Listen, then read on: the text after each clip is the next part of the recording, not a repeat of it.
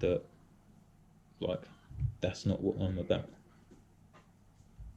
And I don't even know why I'm bothering to address it, because it is like,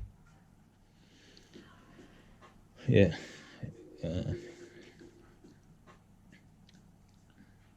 for me it's like rendering me speechless. It's that fucking stupid. So yeah, right, my response. Lol. I wish I could form arguments as well as you. Imagine complaining about the length of somebody's response to your comment. Clearly I was giving you too much credit, thinking you might actually read some literature on the very points you were claiming as reality. Since you can't handle so much tExtWalL,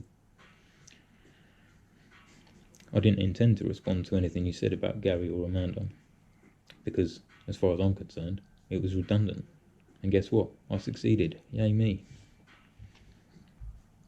And to help you out, I edited my first comment to include the abstract from the research I referenced. Don't worry, it's just the abstract and not a tExtWalL. So, for the benefit of anyone who's actually, like, not just suffering from knee jerks, I'll read the abstract from that study, right? Chauvinism. Remember, we're talking about chauvinism, and I'll go back to that definition again.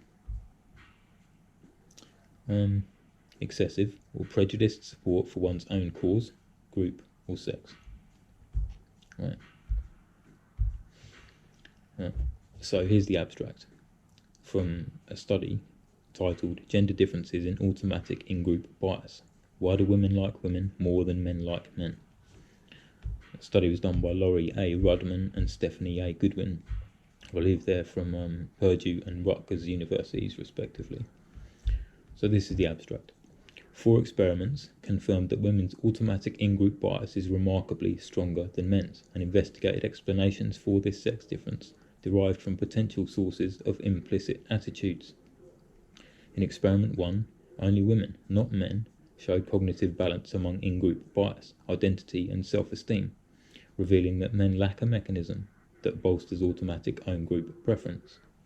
Experiments 2 and 3 found pro-female bias, once again, to the extent that participants automatically favoured their mothers over their fathers or associated male gender with violence, suggesting that maternal bonding and male intimidation influence gender attitudes. Experiment 4 showed that for sexually experienced men, the more positive their attitude was towards sex, the more they implicitly favoured women. In concert, that kind of makes sense, since in the presence of a woman, a man's testosterone levels typically spike by 40%, I think it is, according to Sam Vaknin. I personally haven't seen any data on that, but I trust his word. And also, in his essay on the pathology of love, right, but he also references a research that shows testosterone impedes a man's ability to think rationally, makes bad decisions, right? Does that make sense? Right, the more positive their attitude was towards sex, the more they implicitly favoured women.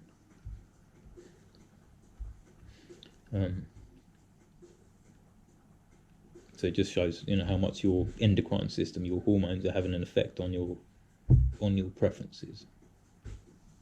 You think it should be taken into account, especially from a group of people who want to reduce suffering. Like, one of the things that gets me about this the most is the statistical fact, right, that the rough average of the gendered suicide rate is like 4 to 1, and it has been that way for like the last at least 50 years, at least half a century. 4 men have been killing themselves for every 1 woman. How can and you're talking about reducing suffering, and not once in all the time in the year, probably maybe more, that I've been consuming antinatalist content. Not once have I heard that mentioned, despite how much of a like fundamental point of conversation suicide is.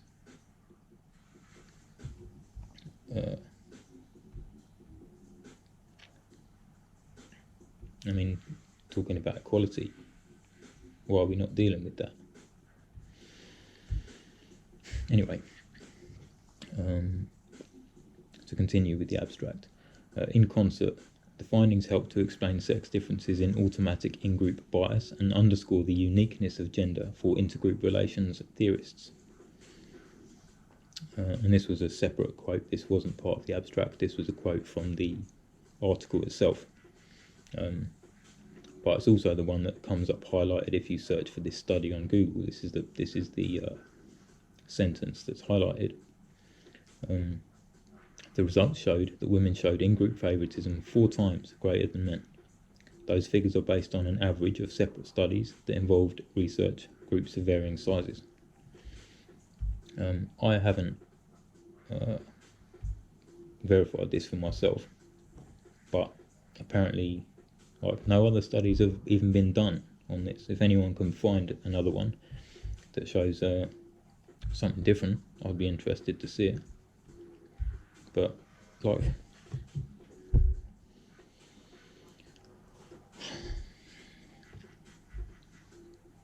this is my point. Like, this is popular. 6 likes, and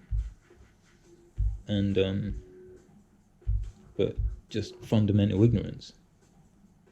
Just all based on personal preference. All based on, like, it's why.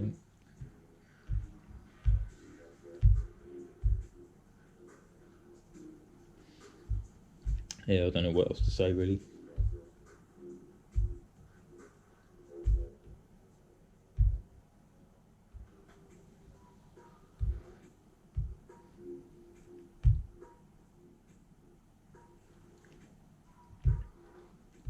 Yeah, like, I'm just looking for